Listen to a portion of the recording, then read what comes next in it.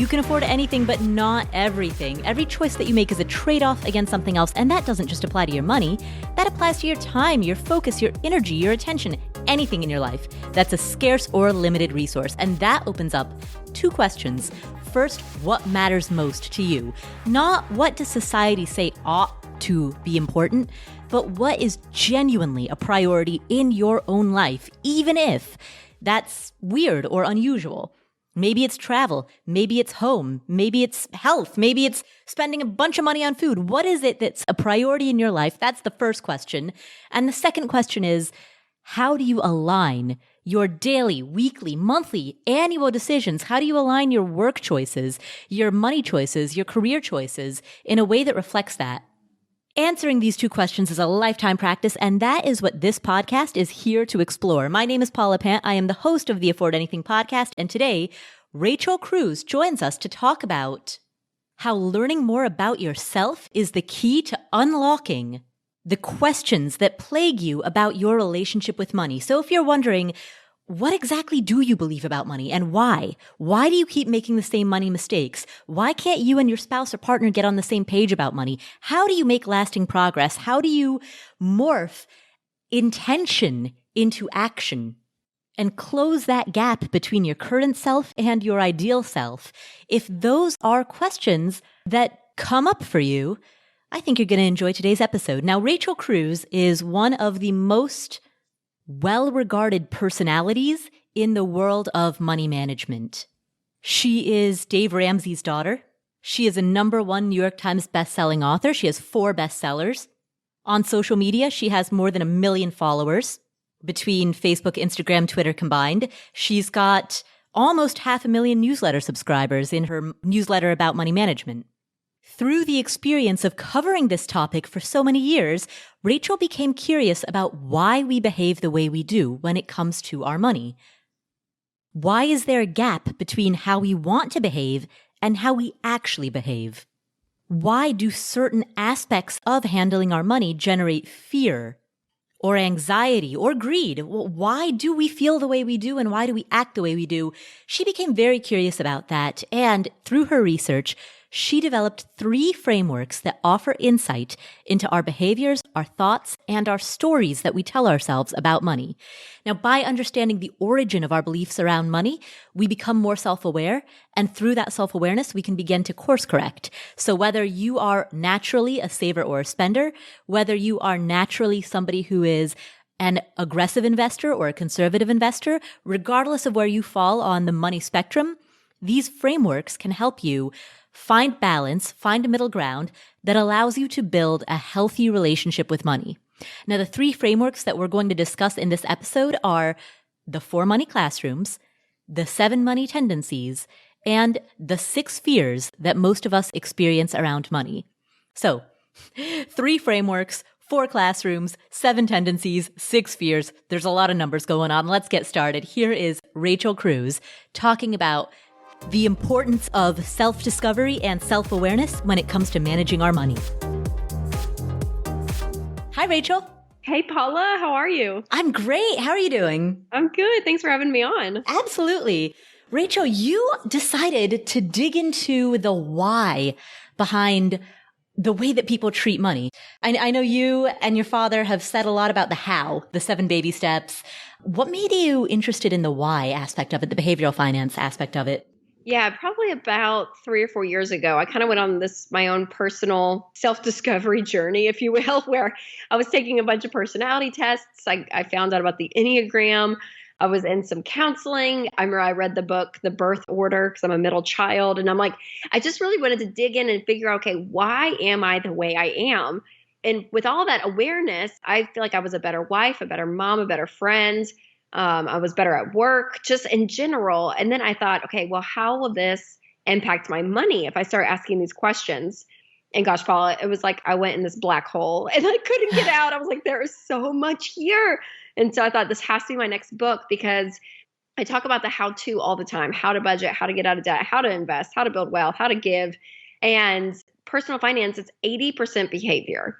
It's only 20% head knowledge. So the head knowledge, is just a small piece of it, but doing this stuff is what's going to affect change. And so I thought, okay, well, why do we have the behaviors we have with money? Why? And so I started asking that question and I just realized, wow, this has to be my next book. Right. And it absolutely makes sense. I mean, you hear that in nutrition and diet and exercise all the time, where I can learn all the information, all the knowledge necessary to live a healthy lifestyle, but I'm still downing a pint of Ben and Jerry's by myself on the couch at night. Yeah, that's exactly right. You have to put all this into practice. Yeah. And I love the parallel between health and fitness and even and money, because it is so true. There's so much discipline that has to take place, but it's in order to do something better, right? To have a better future and to have hope that that future is better than your present. Where are you on the Enneagram, by the way? What's your Enneagram number? Oh, are you an Enneagram person, Paula? You know, someone of all things, this is very random. Somebody who hosts a podcast about Enneagrams reached out to me and asked me to be a guest on his podcast. And I said, I don't know why you reached out to me because I don't know anything about this topic. Oh, how funny. Who was it? Can I ask? Was it Ian Cron? Yes, it was Ian Cron. It was? Oh, yes. Yes. Like the godfather of the Enneagram. Oh, that's so funny. Yes. So I'm an Enneagram 3, that number. And so it sounds crazy. And like I've taken, again, all these personality tests, but honestly, the Enneagram was the most in-depth and it was the most accurate. I was like, wow, because it talks about what number you go to and weakness and strength and all of it. And it is so stinking spot on. It's crazy. It's crazy. Can you describe what a 3 is and how you think that affects your relationship with money? Yeah. So a 3, I'm an achiever. That's the number. So there's 9 types with the Enneagram. So that I'm type 3. And so there's a lot of performance driven. Achieving is really what it is. I mean, I long to make progress. I work hard, all of that, but easily 3s, our jobs can kind of become our identity. And so I have to really watch out for that. But not just our jobs, but other things in our life. Like we care about what people think of us. Sadly, we're more image conscious than other numbers on the Enneagram. And so for me as a 3, yeah, I really looked at this. I was like, man, this is so interesting because in the latter part of the book, I talk about why we save the way we save, give the way we give, and spend the way we spend. And for me, that spending aspect was so convicting because I realized, wow, how much of my money do I spend because of other people versus just me? And so I've learned to put this filter in place to say, okay, if I buy this thing and nobody sees it, do I still want it? And so it's those kind of filters I've had to put in place for my own life. And a lot of it was because I realized, wow, I am a 3. I'm naturally lean, these ways. And so I have to watch out not to be the unhealthy part of that.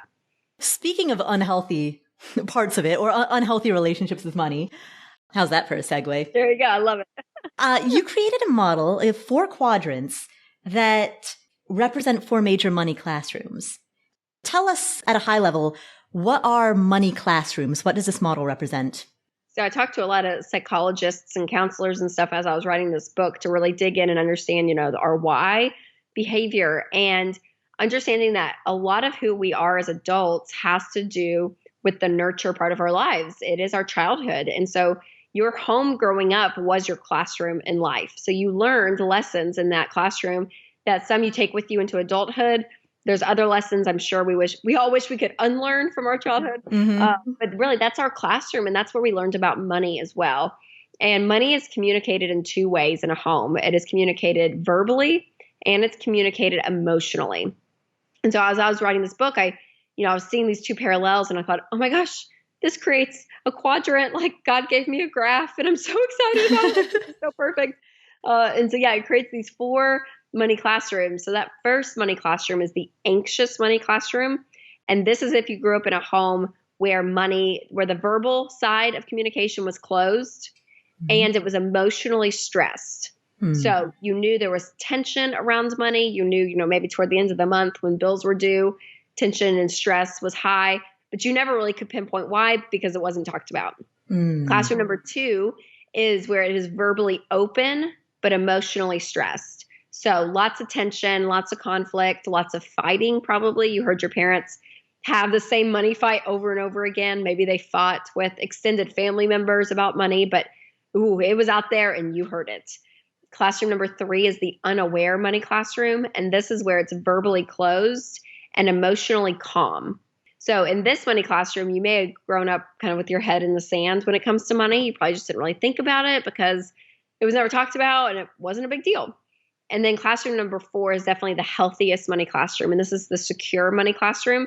And this is where it's verbally open and emotionally calm.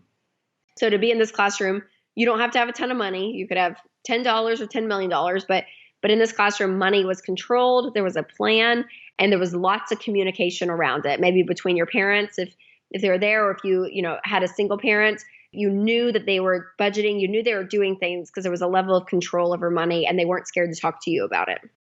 How do these frameworks apply in households where some aspects of money were discussed and some were not? So, for example, your parents may have discussed day-to-day aspects of money, like there's a sale on bananas and bread at the grocery store, or even something maybe a little bit bigger, like discussing budgeting for a trip to Disneyland.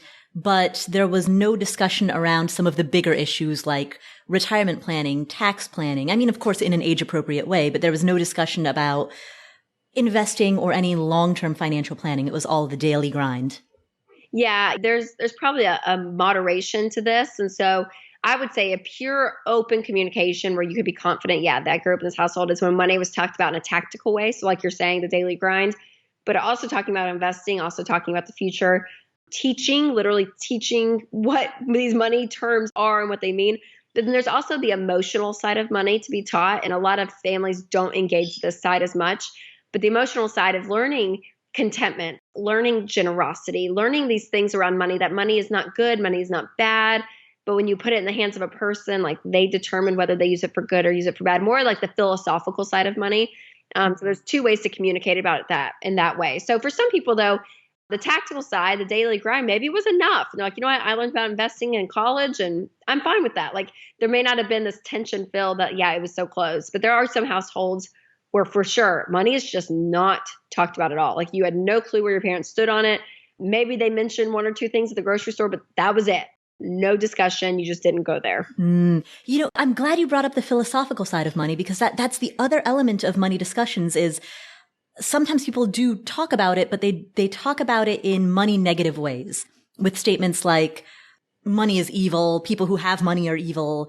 There are some of these ideas around money that can lead to unhealthy feelings about money.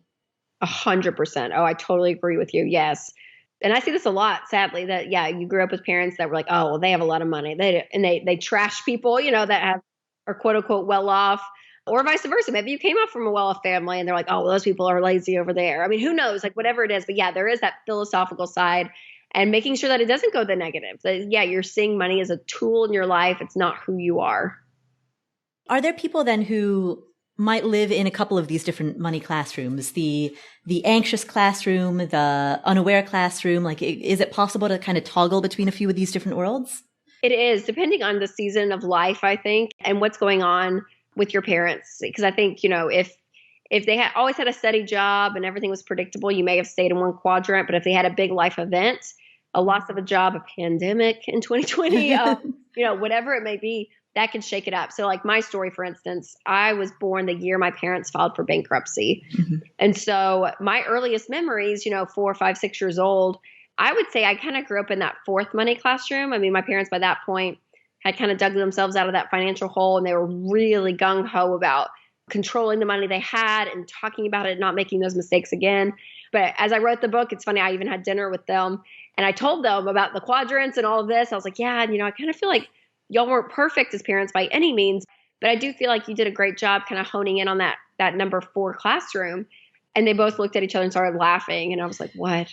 And they're like, yeah, because your memories don't start when you were a baby, because we were definitely in classroom number 2, the unstable classroom for many, many years, but you just don't remember. So I think you can shift classroom to classroom. And for my readers, my push is to go to that classroom number 4 with your current nuclear family to say, yeah, create that environment where money is controlled and that level of stress is down, and that you're willing to talk about it, that it's not a taboo subject. But going back to, how you grew up is what's important. And to know, maybe I went between classrooms, 1 and 3 or whatever it may be. You're a middle child. Your older sister is Denise, right? Yes. Does she remember classroom number 2 from her youth? Not as much. She does have a lot of vivid memories of being at a store and, asking to buy something. And it was more of a sharp, no, of course not. No. Like more of that, like they went to a consignment sale or a flea market or something, and they were like, okay, we can buy things here because we can afford them. Like she has more of those kind of memories. Nice. So as people are listening to this, let's say that there are some listeners who are thinking like, wow, I totally relate to one of these four quadrants. As adults now who are trying to unlearn some of what we've learned as children, what can we do going forward to put this knowledge into action? Depending on what quadrant you came from, how do you develop a healthier relationship with money? Yeah, so it's interesting. I talking to people when I wrote this book, some people unintentionally became the same classroom that they grew up in just because it's the only thing they knew. Either you just talk about money or you don't, or it's just always stressful or it's calm. Like it just kind of became their current environment.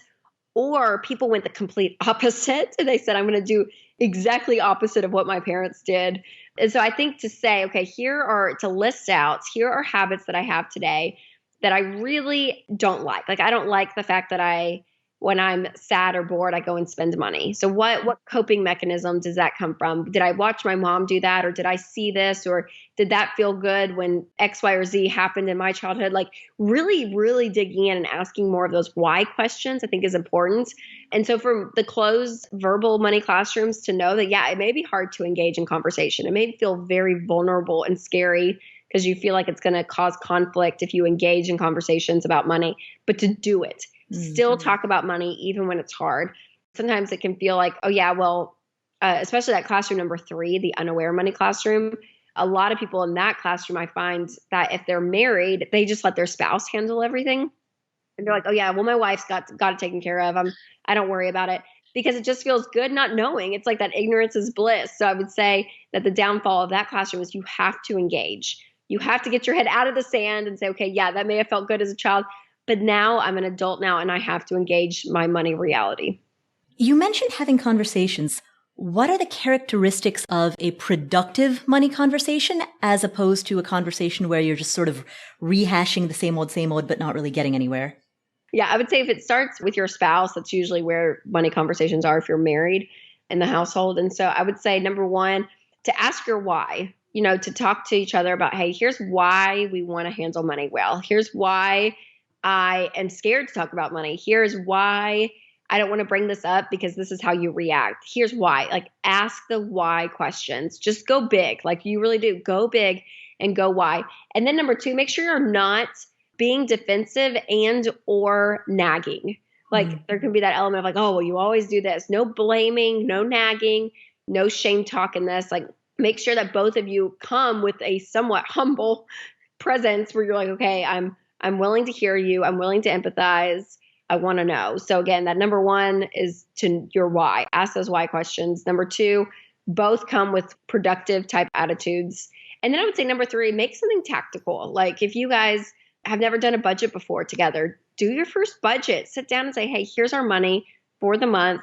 And here's where we want it to go. And being intentional. Because when you start talking about that kind of stuff, the tactical side, the philosophical stuff comes out of that. You start to talk about the vacations and the family time you want to spend together. You start talking about wanting to go back to school and, getting your degree in this field because you always dreamed of doing that. Like you start to talk about those whys as well in the tactical side, which I love.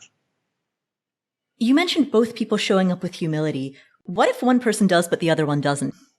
That's a great question. Yeah, I would say, again, not in the nagging sense, but I would be vulnerable enough to say it to the other person. So to say, if you notice the other one is more hostile, the other one is not listening, just say it out loud and say, hey, here's the story that's been going on in my head right now that I'm projecting on you. So tell me if this is right or wrong. Do you just feel like the way you're doing stuff is the right way? And kind of breaking it down again and asking those questions. I find usually in conflict, when you can ask questions and have the other person have to sit and think and answer it, it's a little bit more productive than just the blame game. Let's move to the 7 money tendencies. Now, this is a list of 7 different tendencies that you came up with after you talked to thousands of people about their habits with money. Rather than listing them all out, let's just go through each one by one. The first money tendency, and this is probably the most obvious one, saver versus spender. Yes, saver versus spender. So in these tendencies, I always point out that there's not a right or wrong. So there's not a moral compass to any of these. And The extremes of these can be unhealthy. So again, you'll probably lean one way or the other. Moderation, I have found in life, is probably the best medicine, but you're naturally going to lean one way or the other. So yeah, that spender versus saver, this is usually an easy one for people, that you're either naturally more of a saver. If I give you $100, are you more naturally inclined to just save it and put it away for the future, or are you thinking about what you want to buy and you just want to go spend it? So for me, I'm a spender. I have always been that way. I still am. I have learned to save money because, again, the extreme side of a spender, if I spend everything I make, I'm going to be broke, and that's not going to be good. And if you save everything you make on that side, then you won't have a life. So we need both. Balance is good. But yeah, I definitely lean more spender. How do you lean, Paula? I lean saver. I naturally lean saver. And in my early 20s, I leaned saver so hard to the point where it was unhealthy. So I've had to walk myself into spending. But the root of leaning saver was a lack of confidence. In order to spend money, I need confidence that I will be able to make more. Yes, that's so good. Yes. And that's the other thing too, is I'm like, with these tendencies, yes, digging that level deeper to know, okay, well, why do I think that I am this way, right? Some of it is just pure personality, but others is the environments. Yep, the environment even you grew up in or your current state. Yeah, exactly. Money insecurity can lead to saving to the point where it's unhealthy. Yep, exactly. Let's talk about the next tendency, nerd versus free spirit. Yeah, so this is more in regards to money management or the budget. Some are going to learn more on the nerd side of this. So they just enjoy doing it. It's just part of who they are. They love being in control. They love Excel. Usually every drawer in their dresser is folded, and they're very neat people. They know exactly where everything is. And it just feels like, okay, yeah, there's just a level of control they have. That's more the nerd. And then the free spirit is definitely the one that's kind of like, oh, everything's going to be fine. It's all going to work out. Numbers stress them out. Details stress them out. A budget feels like it controls them in a bad way. They can't have any fun.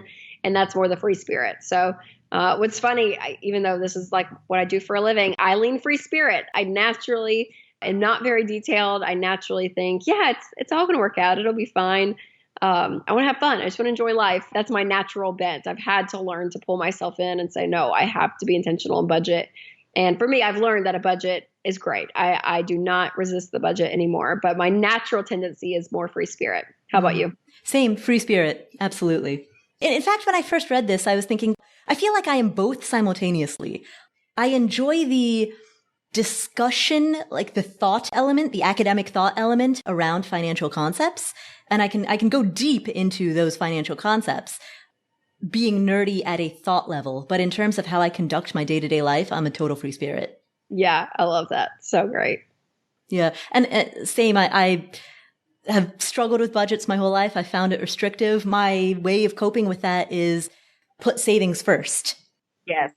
Because ultimately that's what counts. And so, if you do that first, then you can spend what's left over. Yeah, it gives you the permission to say, okay, yeah, I've done what I need to do.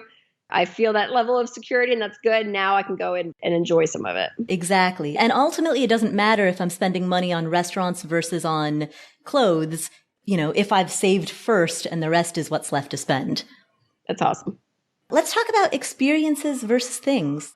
Yeah. So when you spend money, do you tend to spend it on more experiential type things like going to the spa or going to the zoo with your kids or a vacation? You would rather spend your money on experiences, or would you rather spend it on tactical things, actually buying an item? So I lean experiences all the way. I'm like, I'll do a nice dinner out. I'll have a massage, all of that. Oh, I love it all. Or my husband is very much more things. His whole philosophy, he's like, no, if I work hard to make money, I want to spend it on something that I can use over and over and over again. And it will enhance my life. I want to be able to use it again. And I remember getting, not overly frustrated, but I would always kind of get annoyed because at the beginning of our marriage, when we were on a newlywed budget, we got married young, we'd got to dinner and he would always just order water. And I was always like, Winston, get a drink, order a drink. And he's like, no, I don't want to pay $8-10 for that. No, it's fine.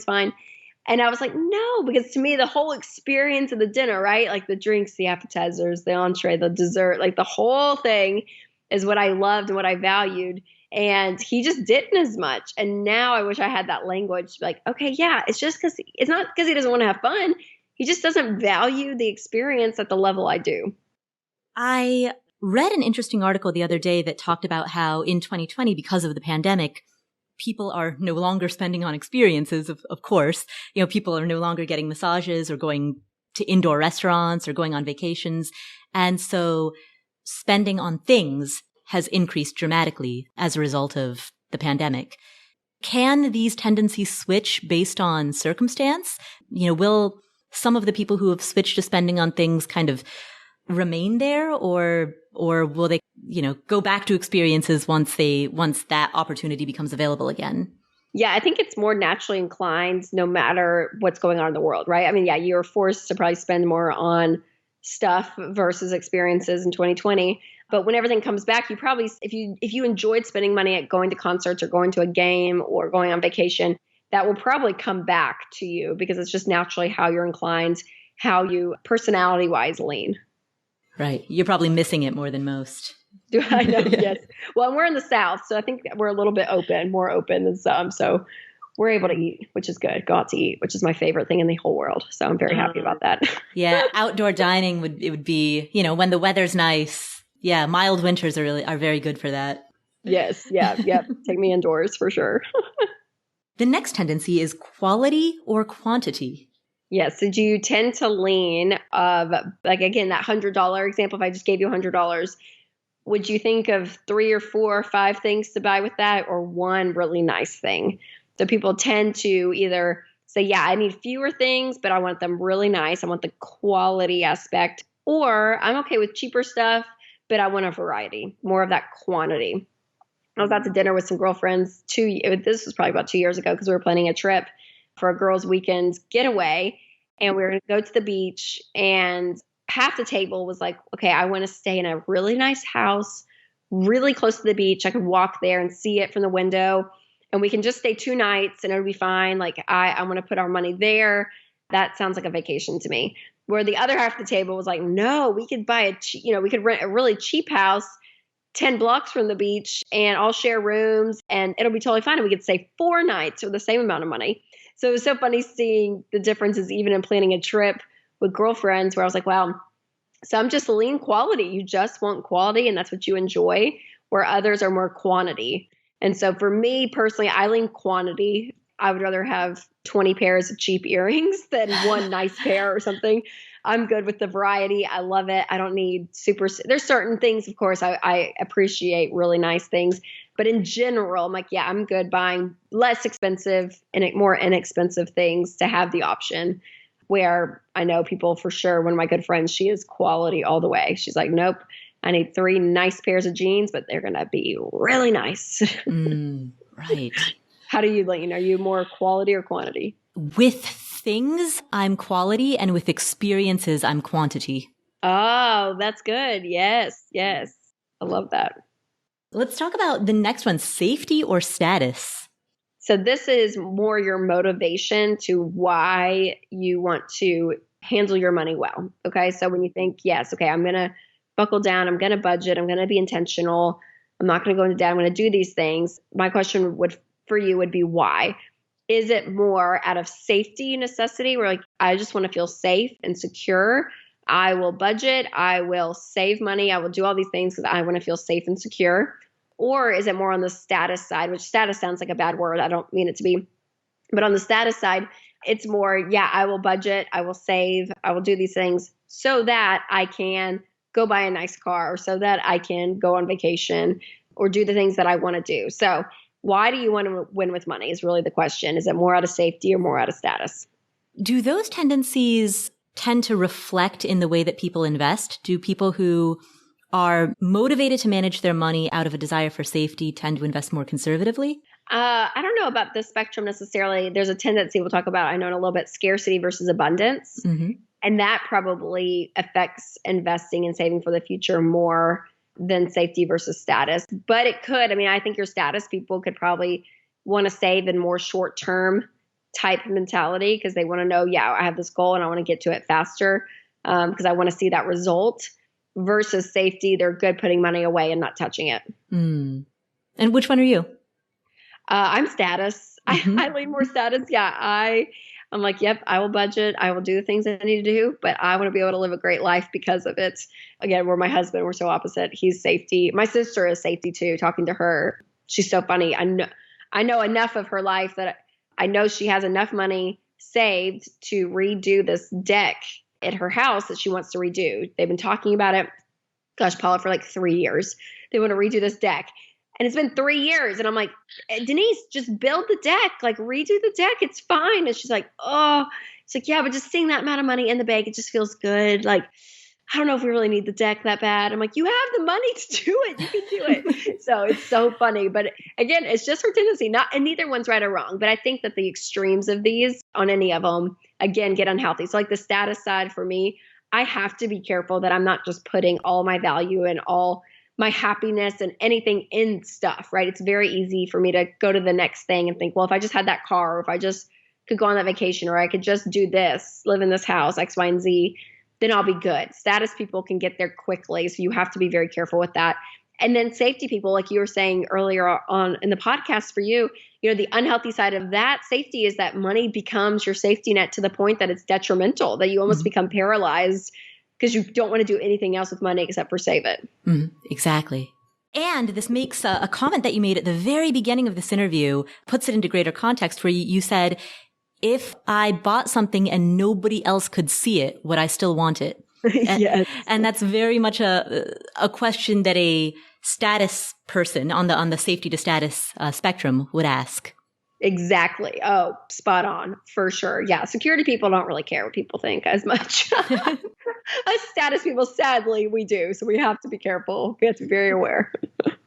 Now, you mentioned abundance versus scarcity. Let's talk about that next. How does it differ from status versus safety? Yeah. So your scarcity mindset is more opportunity, the tactical side of money that, yeah, there may not be enough. So there will be a level of maybe hoarding, a level of thought process that goes into a scarcity minded person because they just don't know. I don't know what the future holds. There may not be an opportunity to make more money. And then the abundance mindset very much is that, oh yeah, it will be fine. We can make this opportunity. We can do this investment because there will always be more. There will always be more. There's always opportunities to make more money. It will be fine. And again, the extremes of those is not good. The glass half full on the abundance side to the extreme can be very unwise. You can make very, very unwise financial decisions with just that mentality. And then yet the scarcity mindset people, I think that they miss out on a lot because they just hold tight and can freeze. And you have to believe that, yes, there is a level of a tactical side of money that once the money's gone out of your hand, it is gone for now. But the belief that, yes, there probably is going to be some opportunity in the future to help you make more money.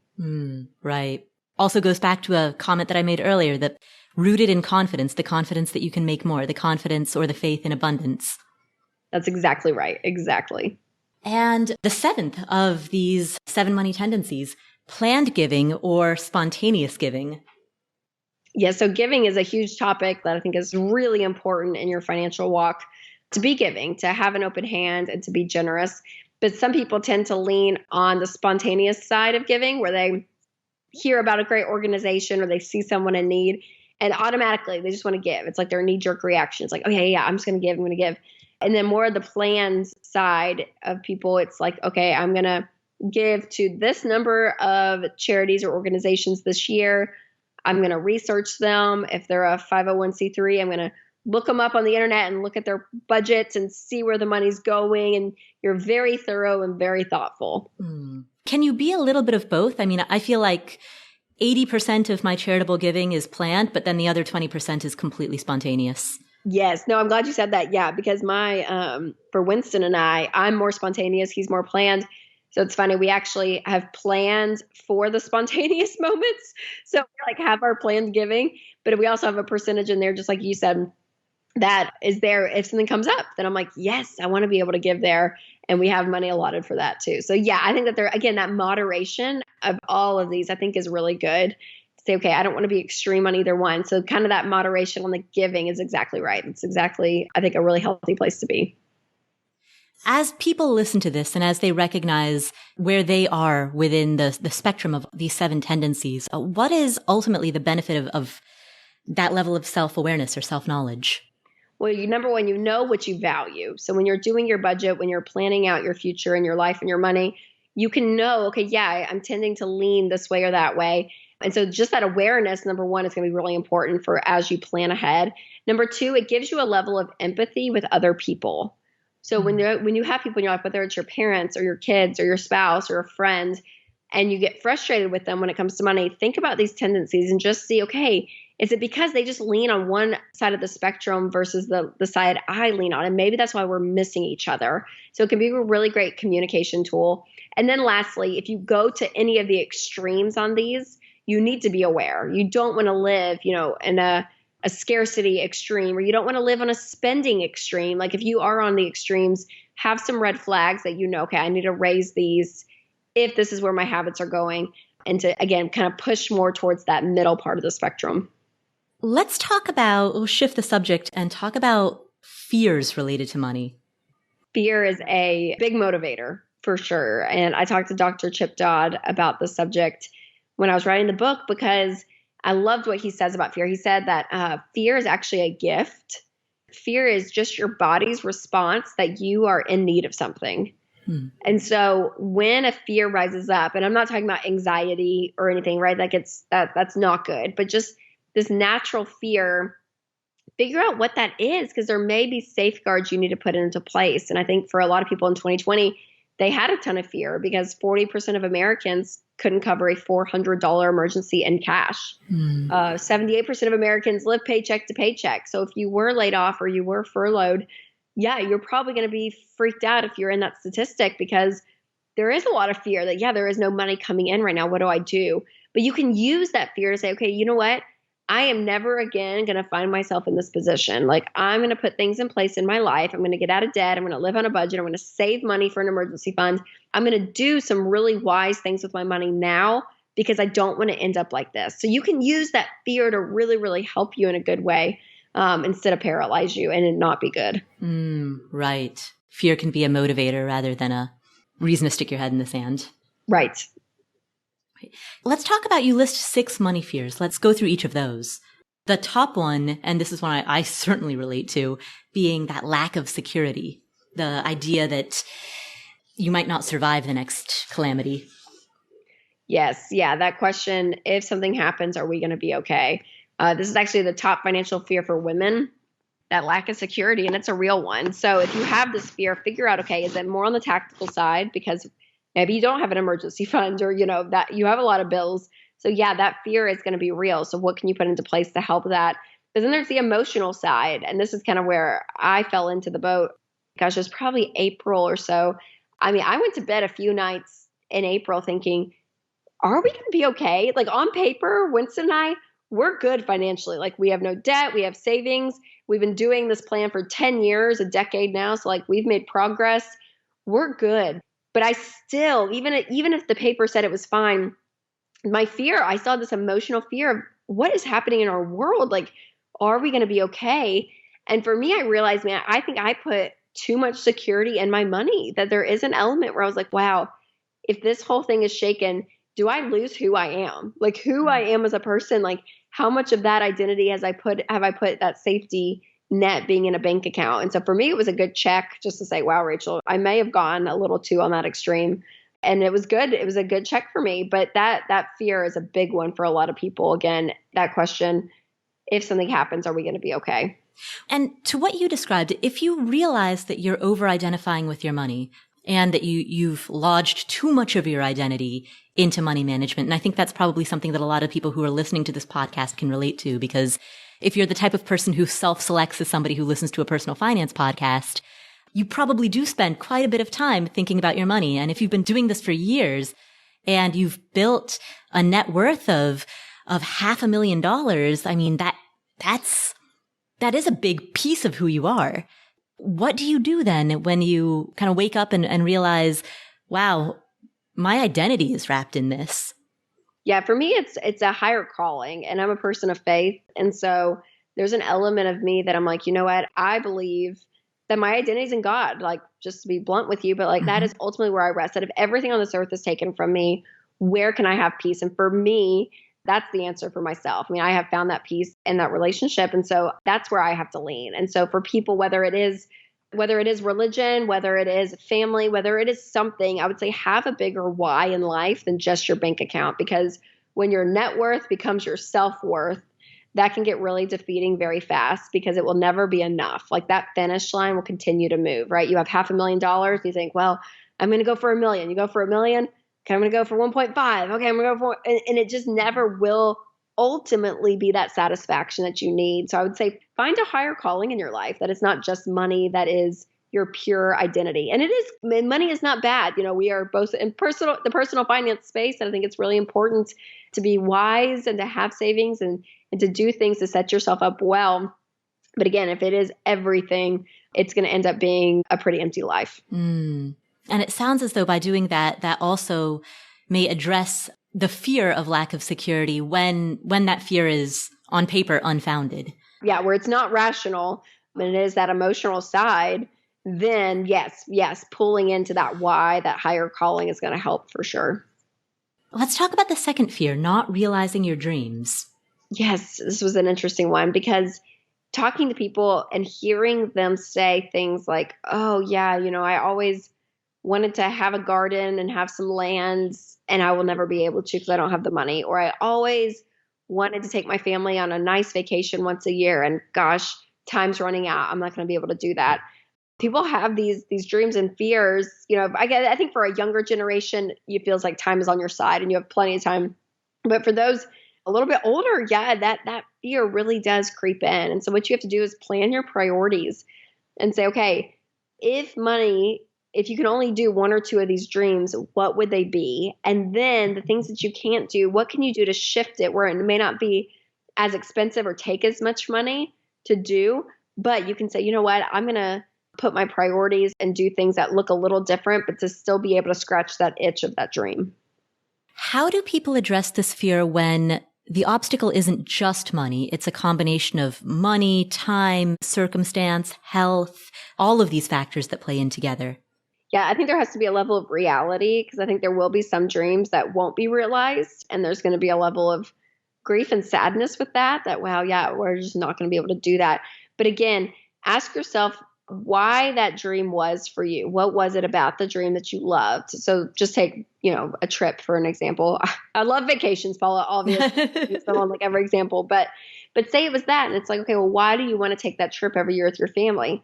Well, because I want to spend quality time with them. Okay, well, why do you want to spend quality time with them? Because I feel like I don't get it at home. Okay, why don't you get it at home? Because I work a lot. Okay, well, what if you just cut back a little bit here or there, or the weekends that you are home and you're not working, you put your phone away, turn off the TV and go somewhere like a park or go do something with your family and get that same experience, get that same value that you wanted out of your dream, but it's just going to look really different. Right. The exercise of the 5 whys or the 7 whys. Yeah. Oh, I've never heard that, but that's exactly it. Yes. Ask why. So you ask it 5 times. Is that exactly? Yeah. I've heard it described as either 5 or 7. I think the idea is essentially ask it enough times that you really get to the root of the question. And when you think you've gotten there, ask why again. But yeah, it's that exercise of whatever it is that you think you want or whatever question it is that you think you have. Keep asking why until you get to the root of it. Oh, that's good. I love that. Man, I wish I knew about that when I wrote the book. I would have quoted you, Paula. That's awesome. Oh, well, thank you. The next edition, second edition. That's right. I'll add you in there. Let's talk about the third fear.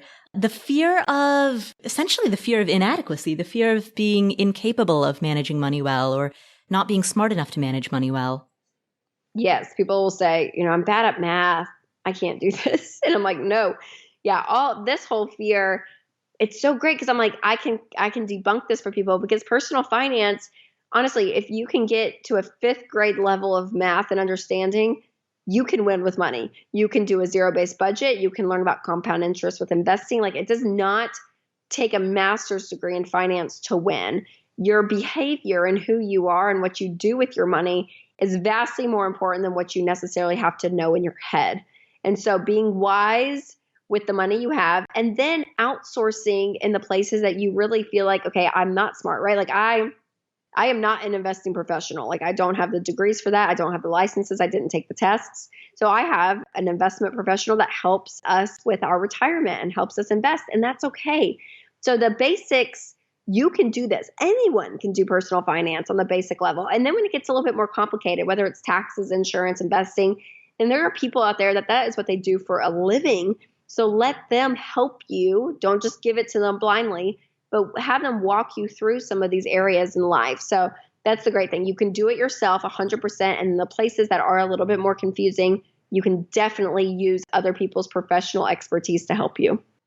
How do you evaluate whether or not you're getting good advice when you turn to expertise? How do you develop the judgment to know that you are talking to someone with good judgment? I would say ask if they have a heart of a teacher or a heart of a salesman. If someone is willing to sit down and teach you and you learn what they're doing and why they're doing what they're doing, and they actually take the time, they're probably pretty solid. Other people that are just wanting a commission and want just to make a buck off of you, you're going to feel it really fast. So I think the character of the person is huge. And then I would say have enough knowledge, though. We'll take investing for an example. Have enough knowledge that, if you're putting your money into a mutual fund, that you know, okay, here's the history of the rates of this mutual fund and one similar like this, and that you can compare and contrast, and that you can somewhat know. But I think that the person that's helping you is a big part of the equation. Let's talk about the fourth fear, the fear of external forces outside of your control, the fear that will hold you back. Yeah, we'll just name that 2020, right? The pandemic. Yeah, okay. So there are things that you just cannot control. Like you will not control what the CDC is going to do. You can't control who's going to be in the White House. Like there's a level that you just are not going to control those things. So you have to focus on what you can control. What is going on in your household that you can. You can control how hard you work. You can control the money that you're bringing in and what you're doing with it. You can control the people you surround yourself with. Like there are elements of your life you can control. And so focusing on those things and not letting the fear of all those external forces that you can't control overwhelm you. So focus on your own actions. Exactly. Yep. And what's in your domain enough that, you actually have a handle on the outcome. What happens when the fear of external forces becomes so great that it paralyzes you from taking action? I think when fear in general does that, there's a time and a place that you probably just need to take a step back. And there's probably things in your life you can probably push down on. So like if you feel like you're just like watching the news 24/7, probably a good idea just to turn it off. If you're around people that are just thinking the world's going to end day in and day out, and that fear is just overriding them, it might be good just to unplug for a little bit. You don't have to be mean about it, but just stepping away. If social media has gotten you in this tailspin of this black hole of fear with everything, maybe it's good to step away from a little bit. Take some breather, figure out where are you getting this information and where is this fear coming from? And not that we're trying to, again, be ignorant or put our head in the sand, but there's a balance of living. And that fear, again, over time is going to be really, really negative on your life if you don't do something about it. And so we all initially are going to have fear, right? It's all going to kind of stir up in us. But what we do with that fear and what we decide, is this going to dictate me? Is this going to be the thing I make decisions on? Or do I see it, I acknowledge it, but I put things in place to safeguard myself? That's what's important. All right, let's talk about fear number 5, the fear of past mistakes, the fear that you'll never be able to get ahead because of what's happened in the past. Yeah, the fear of past mistakes is an interesting one because for some people, they're going to have a larger dollar amount attached to their mistake versus another person. So it may take you longer to kind of climb out of that hole if you went into debt for something, a bad business deal for $200,000 versus just making a mistake of buying a purse for $500 or $200, whatever it may be.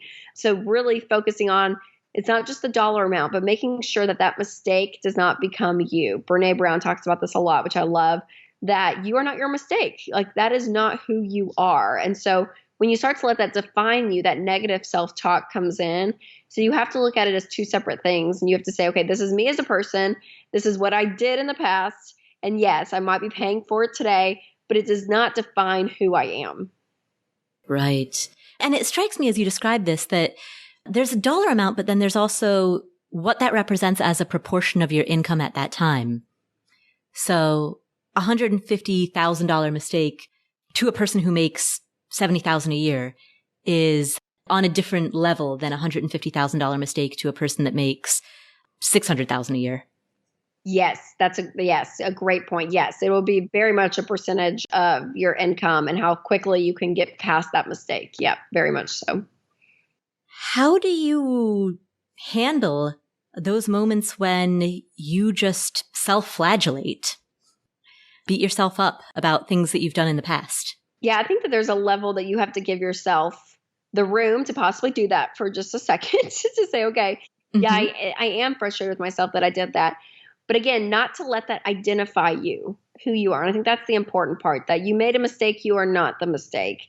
And when you can say, gosh, yeah, you probably will be kicking yourself, with some of the mistakes you've made in the past. Sure, I think we've all done that. And we've all made mistakes. If you're breathing air, you've made mistakes with money.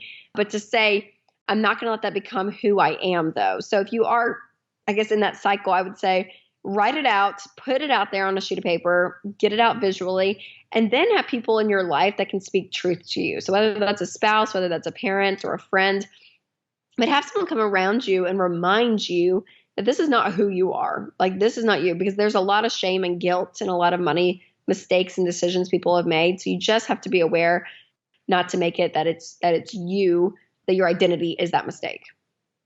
You mentioned people speaking truth to you. How do you know when the people around you are speaking truth to you versus they're just telling you what you want to hear?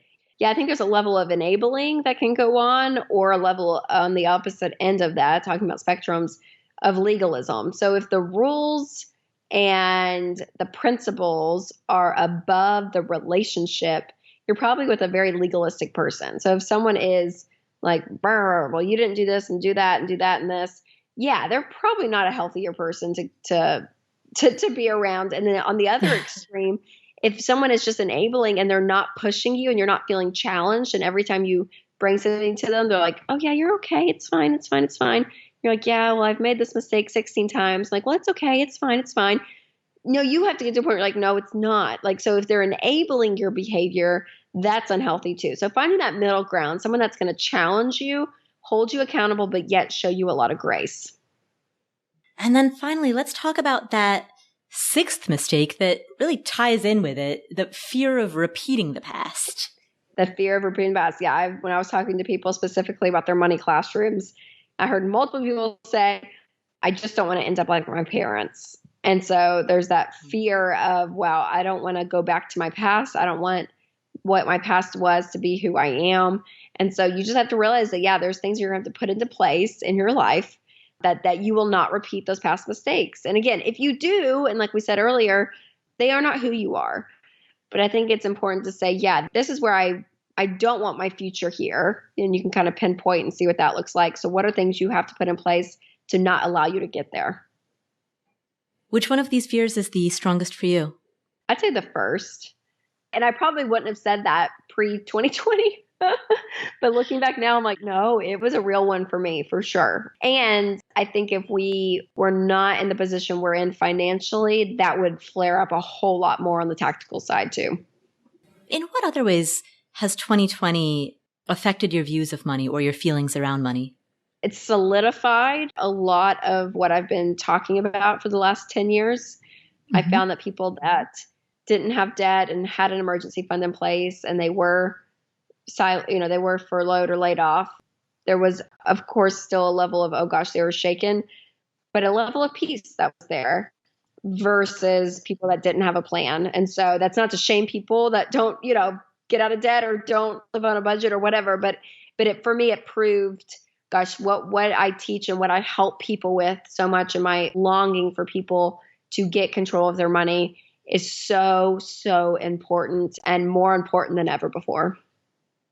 And then I think too, we touched on the experiences and things as well, but like it awoke a lot of things were taken away from us. And I think we saw, where did we really put our value in our life? And I think it made people question a lot too, in a good way. Question what? Question where they put their value. I think that it's like, oh yeah, if I value relationships and being out with friends and I don't see my family or my friends, I think that shows you, yeah, your value is probably in the right spot and you're probably grieving that. And it's so difficult But if your value and everything was in stuff and in making money and you lost your job, oh gosh, you could see that could be taken away from you. And that's a scary place, a very scary place to be. And I think it made people reevaluate where they want to put their time and their money. Once this is all over, when we get to the after times, how would you like to direct your time and money? I think I have 3 littles at home right now. And so I think I value being home more than I ever did. It makes me, I drank a little bit more wine during the pandemic than I probably did pre-pandemic, but I value my family more than I did in my kids specifically, and wanting to be around more for their stuff. I mean, our kids are in school, schools are open in Nashville, Tennessee. That's where I am. And to be in the drop-off line and take Amelia and bring her home and all of that, I enjoy that part so much more than I thought I would, because I just never really gave myself the bandwidth to do that a lot because of work. And so for me, I think that it reminded me and kind of awoken this new part, and I'm going to embrace that more. That's nice. Well, Rachel, thank you for spending this time with us. Absolutely, Paula. Thanks for having me on. I really appreciate it. Of course. Where can people find you or find your book if they would like to learn more? Yes. Know Yourself, Know Your Money. It's out anywhere books are sold, so you can check it out there. And then rachelcruze.com. And I also have a podcast, The Rachel Cruze Show, and all over social media. So Facebook, Instagram, all the places. Thank you so much, Rachel. What are the key takeaways that we got from today's episode? Well, in today's episode, we discussed 3 different frameworks for thinking about our relationship with money. For the key takeaways, let's review each one of these 3 frameworks. Now, we'll start with the first framework, and it's the framework of your money classroom. Your money classroom is a metaphor for how you grew up, the environment that you grew up in around how you dealt with money. And there are 4 money classrooms. The framework is essentially a quadrant. And that quadrant ranges along a spectrum of, on one axis, a spectrum of low communication to high communication, so verbally closed off versus verbally open. That spectrum is one of the axes of this quadrant. And then the other axis of this quadrant is emotionally, was it calm or was it stressful? So if you imagine a quadrant with these 2 different axes, one that's a spectrum of communication low to high, and the other that's a spectrum of emotion, calm to stressful, those 2 axes form this quadrant. If you turn that quadrant into a 2x2 matrix, now we have 4 money classrooms. And those money classrooms can be described as anxious, unstable, unaware, or secure. The secure classroom, the secure end of that quadrant, is when you are highly communicative and emotionally calm. It's that top right corner of the 2x2 matrix.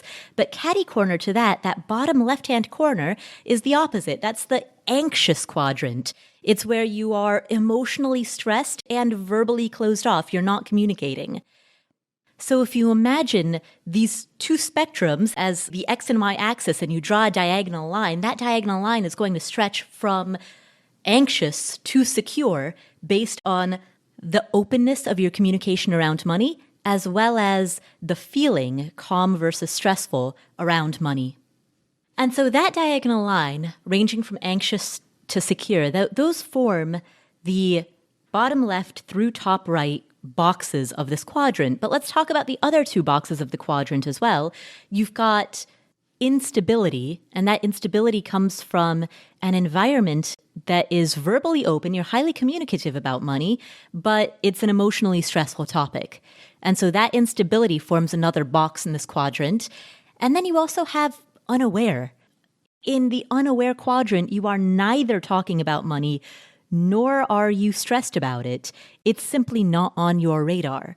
And so those 4 quadrants, essentially those 4 money classrooms of anxious, secure, unstable, or unaware, those form the 4 classrooms that you grew up in your home environment when it comes to your initial impressions around money. And it's entirely possible that perhaps throughout your childhood, you shifted from box to box within this quadrant. You shifted from classroom to classroom. I think you can shift classroom to classroom. And for my readers, my push is to go to that classroom number 4 with your current nuclear family to say, yeah, create that environment where money is controlled and that level of stress is down, and that you're willing to talk about it, that it's not a taboo subject. So in our families today, given that we can't change how we grew up, in our families today, in our lives today, how can we work to create that calm, controlled, and openly communicative environment around money? Well, first, start by recognizing one money habit of yours that you don't like and ask yourself why you have that habit. If you spend too much money late night online shopping, or if you ignore your money for weeks or months at a time, some negative money habit, something that's adversely affecting your life, why is it that you have that? What's the root of that? Ask yourself that question and discuss that question openly with your family. Talk about money, even if it's hard, because talking about it helps you engage with that reality. Now, during these conversations, it's important that the conversations are productive, that you're actually making forward progress through the conversation rather than just rehashing thought circles. Rachel says that in order to have productive money conversations with your family, you need to be rooted in understanding why. The purpose of the money conversation is to explore that why. To ask your why, to talk to each other about, hey, here's why we want to handle money well. Here's why I am scared to talk about money. Here's why I don't want to bring this up because this is how you react. Here's why. Remember, the key is not to shame and not to judge. Don't make the other person feel defensive. And if you've never created a budget together, try doing so, because often philosophies around money surface when you are doing a tactical activity such as budgeting. Now, if your partner still doesn't budge or your partner becomes hostile, then you could respond by being more vulnerable. Tell them what's going on. Hey, here is the story in my head that I'm projecting onto you. So please tell me if this is right or wrong. By role modeling that openness and that vulnerability, you may be able to encourage your partner to also become more open and more engaged around conversations pertaining to money. And so that is the first key takeaway. The first key takeaway is a review of the framework of the 4 money classrooms. Key takeaway number 2.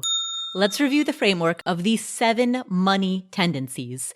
We often find ourselves along these 7 spectrums. There's the spectrum of saver versus spender, nerd versus free spirit, nerd! Experiences versus things, quality versus quantity, safety versus status, abundance versus scarcity, and planned giving versus spontaneous giving. So those 7 ideas exist along a spectrum.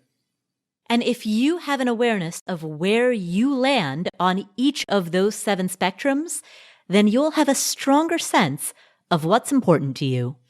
Well, number one, you know what you value. So when you're doing your budget, when you're planning out your future and your life and your money, you can know, okay, yeah, I'm tending to lean this way or that way. And so just that awareness, number one, is going to be really important as you plan ahead. Recognizing the different extremes of these tendencies can also give you greater empathy during money conversations that you have with others, like your spouse, your partner, even siblings or friends. It's harder to judge somebody when you can acknowledge where they land on the spectrum and where their story is coming from. And it's humbling to know that, number one, that you're not perfect, and number two, that there are no quote unquote right answers, that there are money tendencies and spectrums along which we all exist. Rachel cautions against living in the extreme. If you go to any of the extremes on these, you need to be aware. You don't want to live in a scarcity extreme, or you don't want to live on a spending extreme. Like if you are on the extremes, have some red flags that you know, okay, I need to raise these if this is where my habits are going, and to kind of push more towards that middle part of the spectrum. And so that is the second key takeaway. The second key takeaway is a review of the 7 spectrums of money, the 7 money tendencies. Finally, key takeaway number 3. Let's review the framework of the 6 money fears. Many of us hold deep-seated fears around money, and Rachel identified 6. They are lack of security, not realizing your dreams, fear of inadequacy, fear of external forces, fear of past mistakes, and fear of repeating the past. Let's talk about these. So lack of security is that fear that you may not be able to survive the next disaster. It is a fear that plagues many of us. There are a lot of people in the Afford Anything community and in the financial independence community who are diligent about saving and investing because they like the security that money and assets provide. They're driven by a lack of security. I'll speak for myself. I'm certainly driven by that fear of a lack of security. In many ways, that can be a good thing because a healthy amount of fear is motivating. But when it's experienced to excess, then rather than being motivating, it can be paralyzing. And also in the process of trying to amass enough security that we feel like we will be able to survive the next disaster, we may, in that process, end up over-identifying with our money. The antidote to over-identifying with money is to be rooted in some type of a purpose, some meaning that is bigger than the money itself.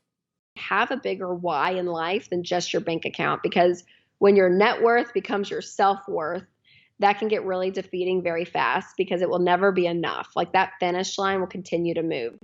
And so that is one of the 6 money fears, that lack of security. Another one of the 6 money fears is not realizing your dreams. If you plan your priorities, pick 1 or 2 dreams. Maybe your dream is to travel the world with your family. Maybe your dream is to have a certain type of home. Pick a couple of dreams and then ask yourself why you want that dream in the first place.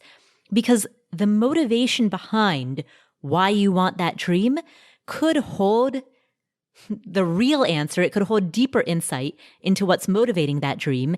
And once you understand what's motivating that dream, that understanding of the motivation, that understanding of the root of your dream could help assuage some of the fear that you feel around the possibility that you may not realize that dream. Why do you want to take that trip every year with your family? Well, because I want to spend quality time with them. Okay, well, why do you want to spend quality time with them? Because I feel like I don't get it at home. Okay, why don't you get it at home? Because I work a lot. Okay, well, what if you just cut back a little bit here or there, or the weekends that you are home and you're not working, you put your phone away, turn off the TV and go somewhere like a park or go do something with your family and get that same experience, get that same value that you wanted out of your dream, but it's just going to look really different. And then, as Rachel discusses, 4 other fears are the fear of inadequacy, which is the fear of not being smart enough, capable enough, responsible enough to be able to handle your money well. There's the fear of external forces like, hello, 2020, when we saw that there were these external forces that were outside of our control that made huge impacts on our life, our work, our money, our health. And so that fear of external forces, which is closely related to the fear of losing control, that is another major fear. There's the fear of past mistakes. The antidote to that is realizing that you are not your mistakes. You can give yourself room to be frustrated, but also give yourself grace and talk to others who will hold you accountable in a compassionate way, in an empathetic way, so that your past mistakes can be a source of learning and growth rather than a source of shame. And then there is also the fear of repeating the past. You hear this come up when people say things like, I don't want to end up like my parents did, or I don't want to end up like my grandparents did. If you fear repeating the past, put structures in place to increase the probability that you won't repeat the past. Set yourself up for success in whatever way that requires. Be specific. That might mean getting a higher education. That might mean starting a business. That might mean increasing your savings. That might mean improving your health. Whatever it is that you fear about repeating the past, identify particularly what that is, and then ask yourself, what one small action can I take to break the cycle and to end up in a better situation than what I came from? So what should you do if you become so paralyzed by fear that you can't take any action at all? Here's Rachel's advice. I think when fear in general does that, there's a time and a place that you probably just need to take a step back And there's probably things in your life you can probably push down on. So like, if you feel like you're just like watching the news 24/7, probably a good idea just to turn it off. If you're around people that are just thinking the world's going to end day in and day out, and that fear is just overriding them, it might be good just to unplug for a little bit. So these three frameworks, the framework of the 6 money fears, the framework of the 7 spectrums, and the framework of the 4 classrooms, these frameworks are the major takeaways from this conversation with Rachel Cruze about the importance of understanding yourself, self-knowledge, in order to improve your relationship with money. That is our show for today. If you enjoyed this episode, please share it with a friend or a family member. We also have a 31-day challenge. It is a new year. It is 2021. What better way to kick off the new year than to embrace a challenge in which every single day for 31 days, you will get an email with an idea, one main idea, as well as a question and an action that is associated with that idea. Now, these ideas that come from the 31-day challenge relate to improving your life in the realm of finance, habits, productivity, goal setting, all of the things that are most likely topmost of mind at the beginning of a new year. So to join the 31-day challenge, you can join for free at affordanything.com/31-day challenge. That's affordanything.com/31-day challenge. An amazing way to kick off the new year. It's an amazing way to harness the enthusiasm that I hope you feel around the beginning of 2021 into an arena that has direction and structure. So harness that enthusiasm into choosing your goals wisely, breaking those goals down into manageable actions, and incorporating those actions into your routine. All of that is what we discuss in this 31-day challenge. So again, sign up for it at affordanything.com/31-day challenge. Thank you so much for tuning into this episode, and thank you for being part of the Afford Anything community. My name is Paula Pant. This is the Afford Anything podcast. Make sure that you hit subscribe or follow in whatever app you're using to listen to this show. I will see you in the 31-day challenge updates, and I will catch you in the next episode.